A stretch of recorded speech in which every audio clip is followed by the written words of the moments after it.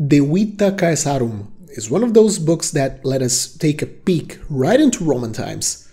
It is a series of 12 biographies written by a man called Suetonius, who lived in the 2nd century AD. The book tells us the story of the life of Julius Caesar, the fall of the Roman Republic and the beginning of the empire, as well as the life of the next 11 emperors, starting from Augustus all the way to Emperor Domitian. As a historical record of the facts, this book has a series of flaws. It is sensationalist, it bases facts on gossip, and the author's opinions on the emperors discussed in the book greatly influences the image given to each emperor instead of focusing on factual evidence. Despite this, it is one of the most fascinating books on ancient Rome. It is a direct testimony from someone who had access to primary sources. We are so fortunate that the Romans were obsessed with taking notes and writing down everything about everyone. Being such a popular book amongst Roman coin collectors, it generated a trend, collecting one coin from each of the 12 Caesars, and that's what we're doing today. Let's follow Suetonius and look at one coin of each of the 12 Caesars. This will be a 2-parts episode, so today we're looking at the first 6, that is, Julius Caesar, Augustus, Tiberius, Caligula, Claudius, and Nero. And for the next video, we're going over the rest. So let's get started. And we start big by looking at one of the most famous Romans of all history, Gaius Julius Caesar. Coins of Caesar obviously tend to command some strong prices simply because the demand for them is always so massive, but they aren't rare per se. As we know, Caesar embarked on many military campaigns, meaning not only did he have to strike numerous coins to pay for his troops, but he also had the silver to do it from all of the war booty that he accumulated. What we have here, however, is a very special piece. During Caesar's time, it was common for those administering the Roman mint to strike coins featuring images of their dead ancestors as a way to push their political career. Caesar, however, went one step further and put his own image on the coin, the very first living Roman to do so. This was considered by many something scandalous, almost sacrilegious, but it is argued that this coin, struck between February and March 44 BC, was the last straw that made the conspirators go forward and kill Caesar on the Ides of March. He had grown too powerful, too quickly, and in their eyes he was about to declare himself king. So as I said, coins of Caesar aren't necessarily rare, but most of them don't show his portrait. This particular coin I'm showing here and very few other rare types actually show the face of the man, and these often command a very heavy premium. As we can see here, we have the laureate head of Caesar. Notice his portrait is quite wrinkly. The skin on his face and especially his neck sags down quite a bit. It reflects the type of artistic style of the time, which depicted man in a realistic, as realistic as they could. Wrinkles, scars, signs of age were a way to show someone was experienced, was competent, had what the Romans called gravitas. Caesar is depicted wearing a laurel wreath, another clear statement of power, and the legends read Caesar dictator perpetuo, or his lifetime dictatorial powers, something unprecedented for the time, as dictatorial powers were typically given at a fixed term and were used to deal with emergencies. Looking at the reverse, we have Venus. The Julii, Caesar's family, claimed to be descendants from the goddess of love and beauty herself, so Caesar shows Venus quite frequently on his coins. Here she is seen holding victory on one hand, likely a sign of Caesar's many military victories, and she also holds a staff, a sign of divinity, of rulership over mortal men. In the legends, we have the name of the triumvir monetalis, responsible for the issuing of these coins.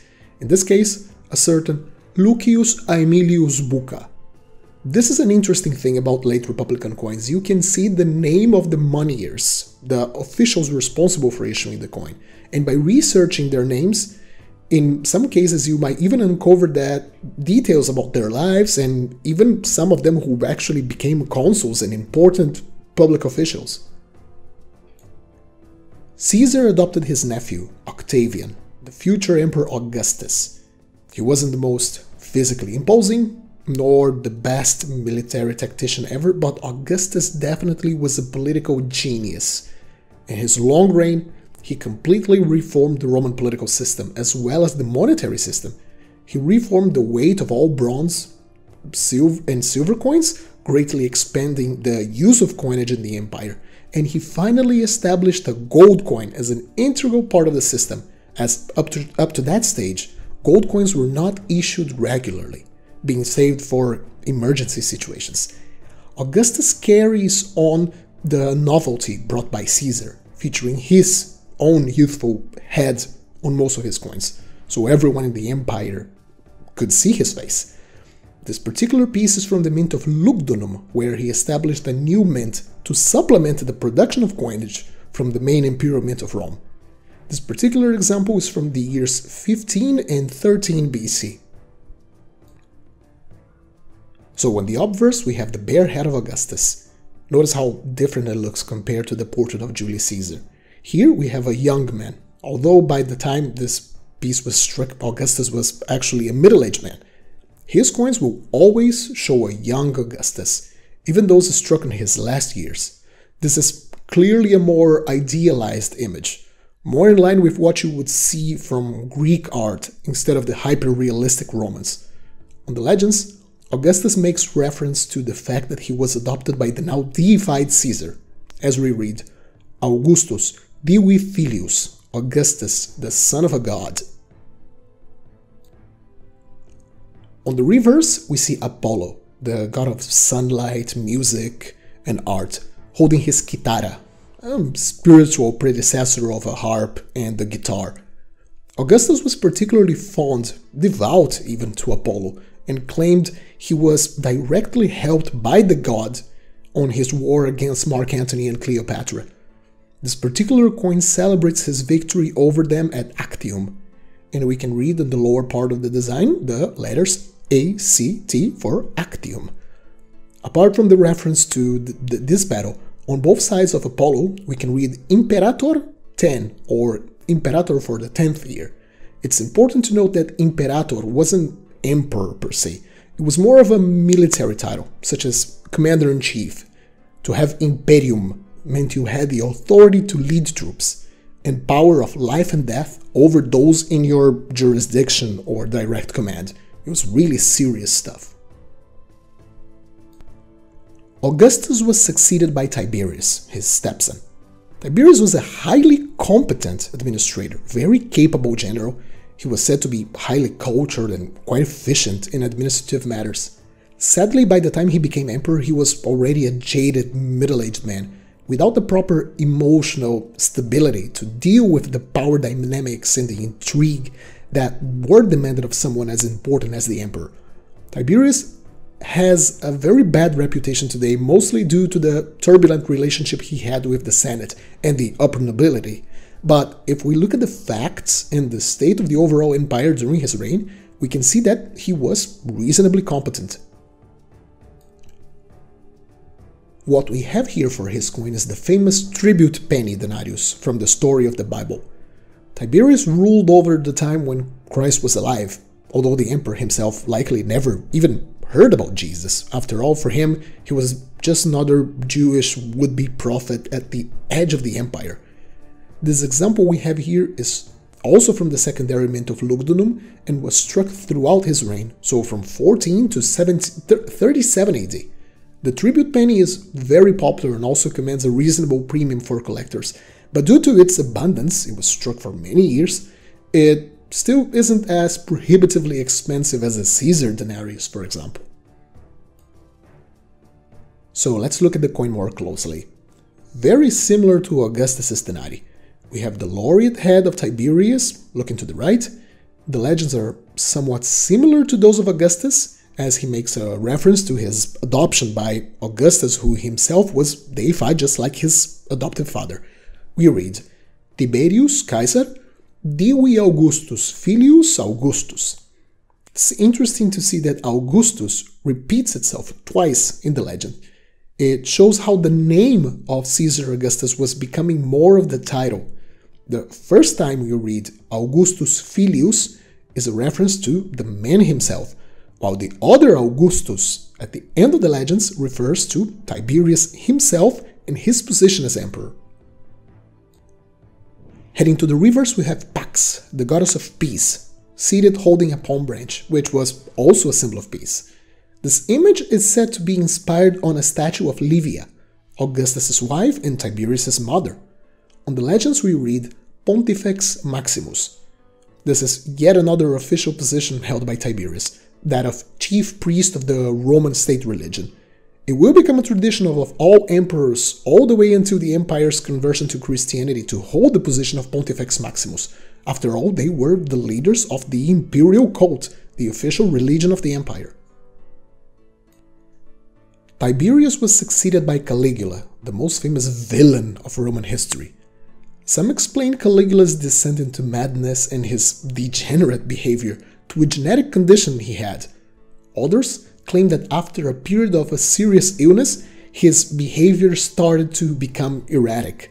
Whichever the reason, Caligula only reigned for a short period, between 37 and 41 AD, as he was killed by a plot orchestrated by the Roman nobility and the Praetorian Guard. The situation just got too out of hand, he was completely out of control. So they just acted and put a stop into his reign of terror. Coins of Caligula are very hard to find and are probably the most expensive alongside the Caesar portrait coin.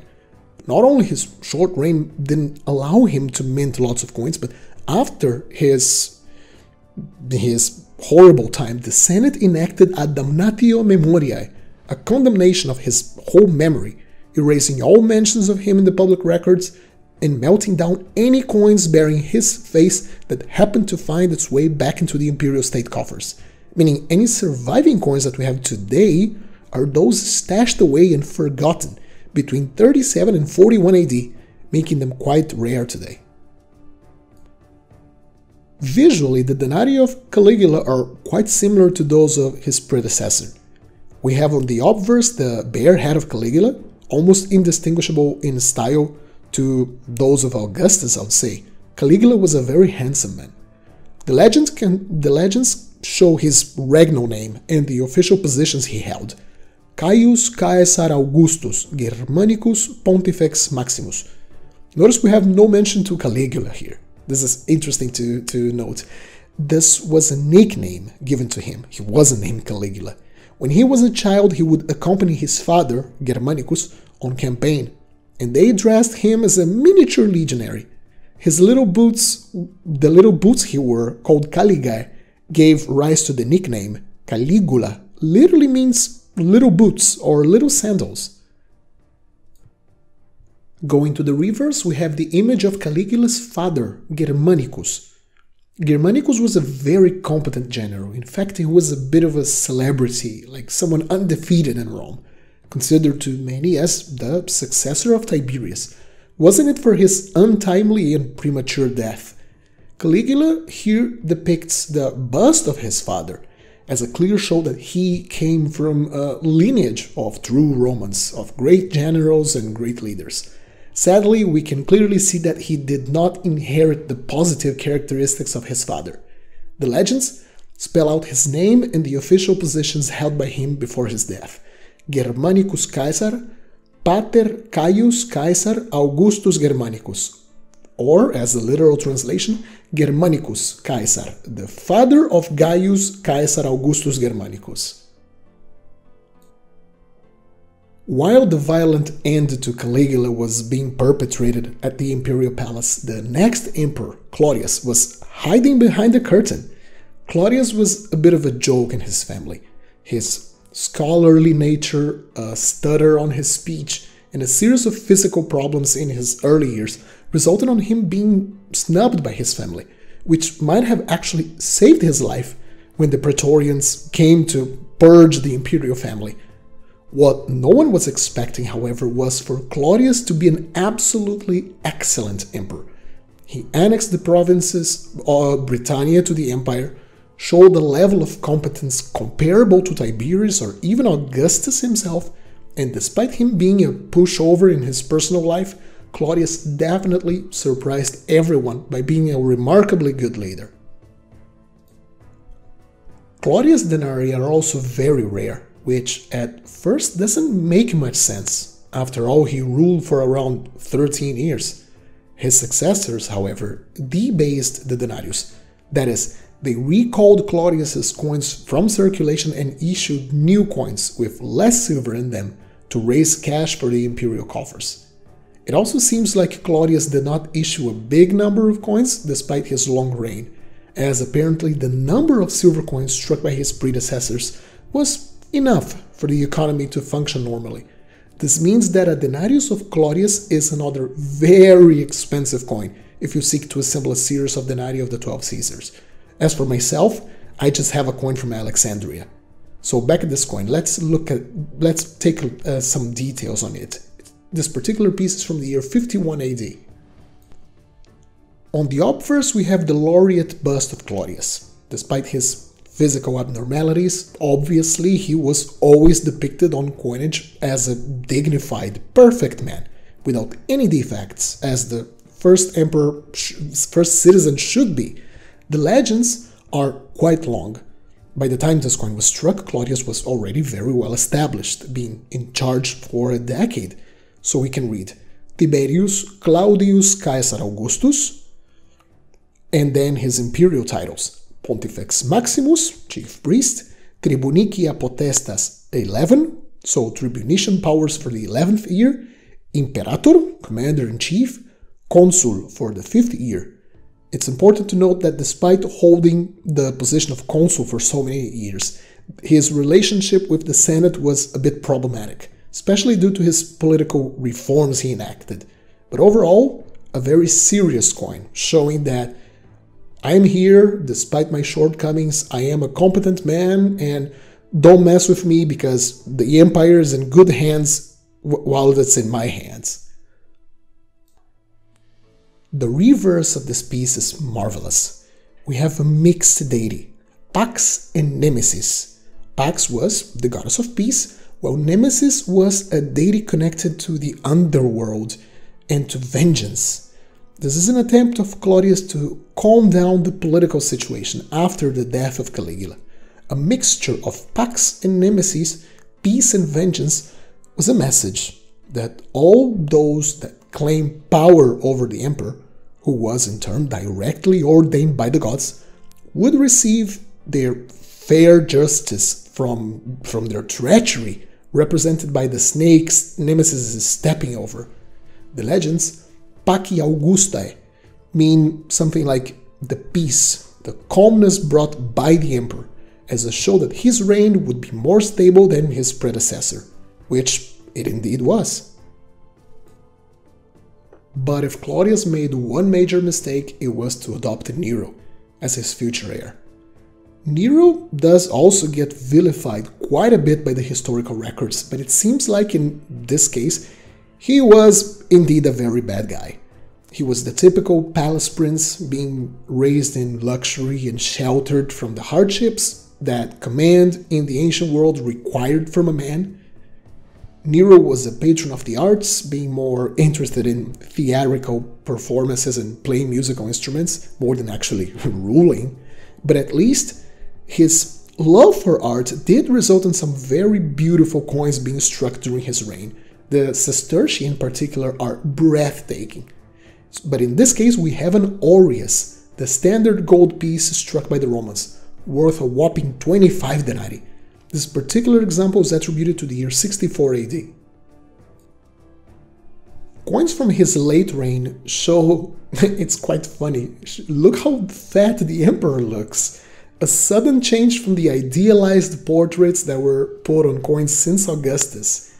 Was this a specific instruction given by Nero himself? I want to look exactly how I am? Or maybe was this just a change in the artistic movement of the time? In any case, it's not very flattering for the man. Also, notice how worn this coin is. The aureus was a store of value. not a coin meant to circulate a whole lot. So what we have here is quite counterintuitive. It's a store of value, but has a lot of circulation. But we might have an explanation. Nero devalued Roman coins quite a bit to pay for the rebuilding project of Rome after a great fire consumed most of the city. So denarii and aurii were restruck with lighter weight, meaning they had less intrinsic value in them, so they could strike more coins to pay for the construction effort. People noticed this and hoarded away the earlier coins, preferring to use the new, lighter coins since they had the same official value. That's why collectors might find quite a few worn coins of Nero. In any case, apart from the chubby bust of the emperor, we have some very simple legends. Nero Caesar Augustus. Heading to the reverse, we have Concordia, quite a benign goddess for such a villain of an emperor. She was the goddess of fairness, of fair trade, of fair dealings between people, basically the whole idea of social harmony between peoples. She's seated in quite a relaxed pose, holding a patera on her outstretched hand, a pan used during religious ceremonies to give offerings to the gods, and she holds a cornucopia, the horn of abundance. The legends read, Concordia Augusta, the concord brought forth by the emperor. With Nero's death, the empire would plunge into a year of civil war and the end of the Julio-Claudian dynasty. But we're not done with the 12 Caesars.